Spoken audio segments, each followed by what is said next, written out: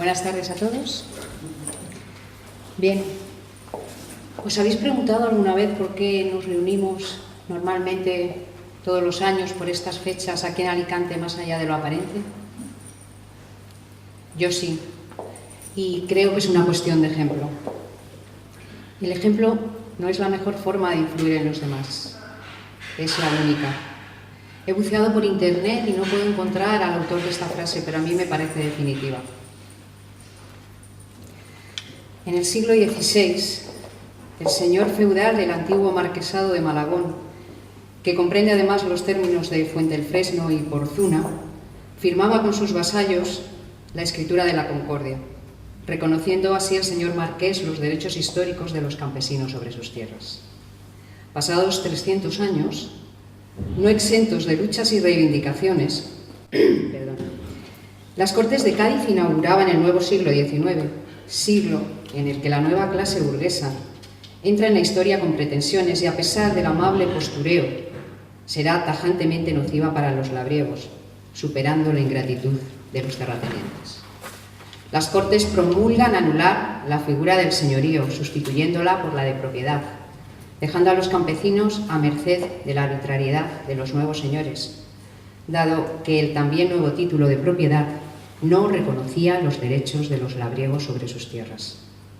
Estableciendo como base del nuevo ordenamiento jurídico, vuelven las revueltas y campesinos y terratenientes se retan en los juzgados, siendo los primeros los más perjudicados, dado que analfabetos y sin dinero, ninguneados por la justicia, acaban la mayoría de las veces convertidos en aparceros, arrendatarios y, todavía peor, en jornaleros.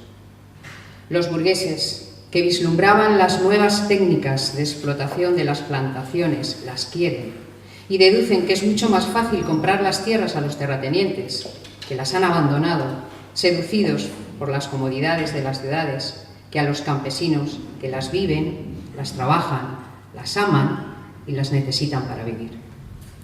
El marqués de Medinaceli, heredero del título del marquesado de Malagón, vendió las tierras a finales del siglo XIX, reconociendo los derechos históricos de los labriegos, a un propietario al que el Estado embargaría 40 años después, ya en la primera veintena del siglo XIX.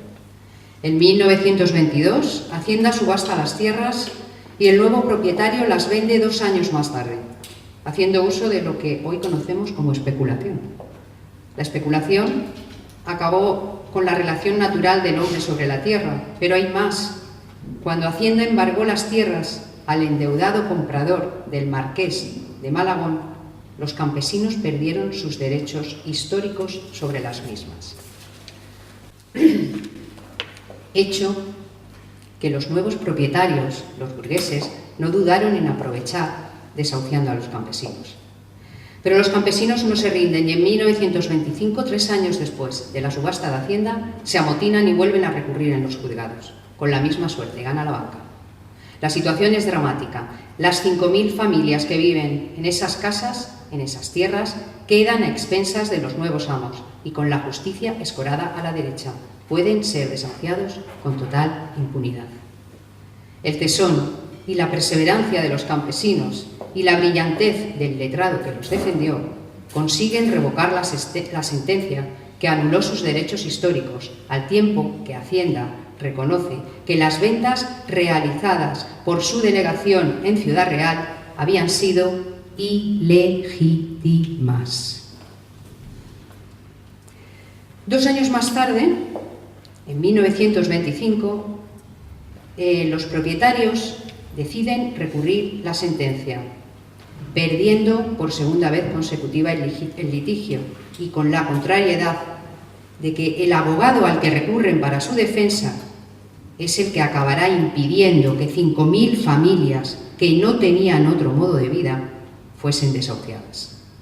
El joven e igualmente brillante letrado que los defendió esta segunda vez tenía 24 años y era hijo del jefe del Estado, se llamaba José Antonio Primo de Rivera, y ninguna de estas circunstancias que acabo de nombrar impidió que el abogado se cambiase de bando.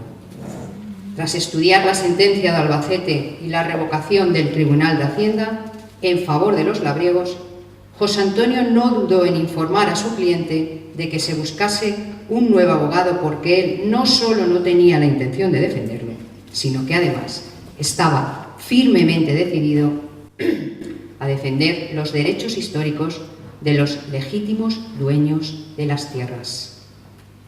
Probablemente esta fue la antesala de su reforma agraria, incluida en el ideario, del que años después sería su proyecto político y el nuestro.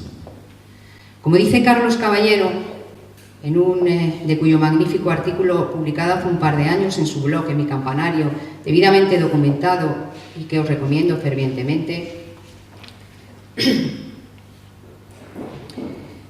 del cual he reproducido esta historia, José Antonio actuó guiado por su profundo sentido de la justicia y una decidida vocación de servicio a su pueblo. Por eso, su partido, la base de su partido, era la honestidad. Yo retomo el hilo de la pregunta del principio y por eso creo que la verdadera razón, la razón de peso, quizá inconsciente, por la que seguimos aquí, es porque la honestidad resuena en nuestros corazones y en nuestra forma de entender el mundo. Como ha dicho ya Juan Carlos, las ideas están siempre obligadas y sujetas a actualización. Los cambios científicos, tecnológicos y políticos, por citar algunos, se imponen cada vez con más rapidez. Toda nostalgia que se interponga en ese camino es estéril. Pero, además, admitimos que la política es el arte de lo posible, una opinión que ya han esgrimido, entre otros, Aristóteles, Maquiavelo, Bismarck o Churchill. No así los valores. Los valores son universales, inalienables e imperecederos. Sin ellos no hay convivencia. La política es una partida con el tiempo en la que no es lícito demorar ninguna jugada. En política hay obligación de llegar, y de llegar a la hora justa. José Antonio Cordero. Lo triste es haber convertido la política, como leía ayer mismo en un diario digital y parafraseo, en un nepotismo institucional desvinculado de la ética y de los procesos de una economía sana y fundada en el Estado de Derecho. En un Estado de Derecho, compartimos nosotros, en el que exista independencia judicial y el órgano de gobierno de los jueces lo elijan jueces independientes, ojalá que con sentido de la justicia y del servicio a su pueblo, y no políticos con el único fin de engordar los votos de sus partidos y su esfera de poder en las instituciones, como hemos visto hace poco. Un Estado de Derecho que no dificulte el derecho constitucional a una vivienda, dejando que los bancos decidan qué impuestos cobrar y quién los paga. Un Estado de Derecho donde el talentismo sustituya al capitalismo, como dice Juan Carlos Cubero en un bonito libro, y la meritocracia a las puertas giratorias o a los así llamados cargos de confianza. Que defienda la libertad, la excelencia en la educación frente al adoctrinamiento del pensamiento único y la ingeniería social. Un Estado de Derecho capaz de luchar contra la corrupción generada por 17 miniparlamentos insolidarios y desnortados, en los que las políticas torticeras promueven la desigualdad de derechos entre todos los españoles. Un Estado de Derecho capaz de frenar las derivas que nos autodestruyen como nación y como pueblo, capaz de defender a sus ciudadanos del atropello independentista, capaz de acabar con la impunidad de los que señalan a los que no piensan como ellos con el dedo, de la misma forma que no hace mucho otros independentistas apuntaban con una pistola o una bomba lapa, mientras Interior y las cloacas se sentaban a negociar con quienes apretaban el gatillo. Que defienda la dignidad y la justicia y la restitución y acabe con la demagogia y la falta de ética, la falta de carácter y de sentido de Estado que supone entregar las instituciones a los que se impusieron con las armas y que no permita ni un solo homenaje más a los asesinos, homenajes que se sufragan con los impuestos de todos los españoles, incluidas sus víctimas.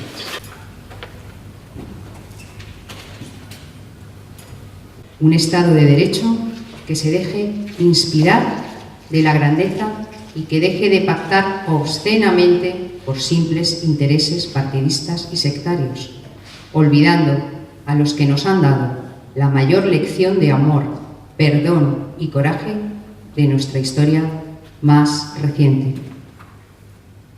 Hola Irene, mi nombre es Elena y bueno, yo quería decirte que eres un ejemplo de superación para mí, pero también para muchas personas, ¿no?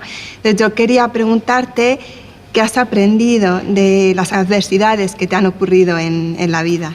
Pues fíjate que yo creo que de la adversidad es de lo que más se aprende, porque cuando el camino es fácil, bueno, uno lo transita con naturalidad, normalidad, pero pocas lecciones dan, ¿no? Cuando no te pasa nada y cuando todo está bien. Es maravilloso que todo esté bien, pero a mí la adversidad me ha enseñado pues a agarrar la vida con una fuerza y con unas ganas de vivir.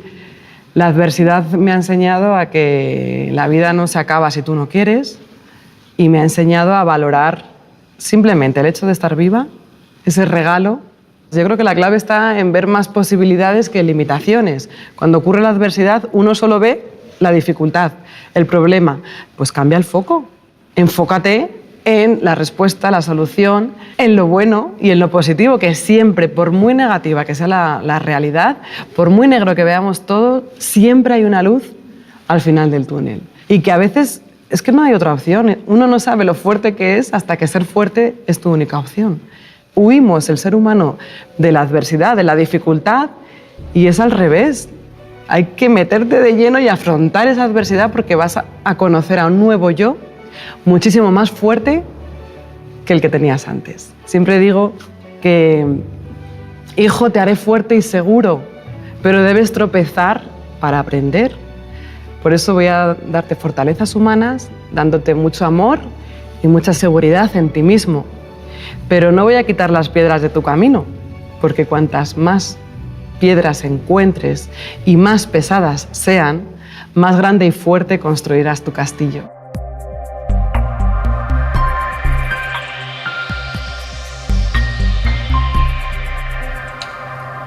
Bien, estamos aquí por corazones como este. Estamos aquí, con esto y acabo, dando respuesta a la pregunta que abría mi intervención, porque admiramos el coraje y la determinación, la honestidad de los que tienen la grandeza de perdonar y seguir adelante, pase lo que pase, con amor y con alegría. Ojalá fuese la mía la última sangre española que se vertiese en discordias civiles. No hay valentía ni nobleza mayor que mantener el rumbo pese a las injusticias. Y creo que es así como nosotros seguimos manteniendo alzada la bandera y cómo la defendemos alegremente, poéticamente. Gracias.